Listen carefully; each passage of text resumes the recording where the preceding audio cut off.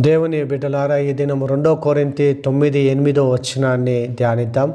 మీ ఎడల సమస్త విధములైన కృపను విస్తరింపజేయగలడు. దేవునికి మహిమ కలుగును గాక. దేవుని బిడ్డలారా, దేవుడు మన పట్ల సమస్త విధములైన కృపను విస్తరింపచేయగలడు. నిజముగా ఆయన కృప లేకుండా మనం ఏది కూడా చేయలేము.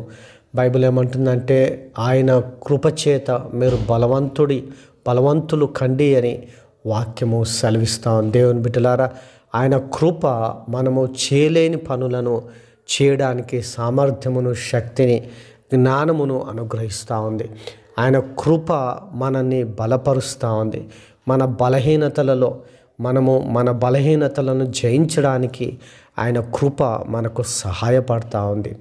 ఆ కృప లేకుండా మనము దేవుని బిడ్డలారా ఏమి చేయలేమన్న సత్యాన్ని మనము గ్రహించాలి. ఆయన కృప ద్వారానే సమస్తము చేయగలం. పౌలు భక్తుడు తన బలహీనతలలో ఏమంటాడంటే, నా బలహీనతలలో నేను బలహీనంగా ఉన్నప్పుడే ఆయన కృప చేత నేను బలవంతుడను అని అంటాడు.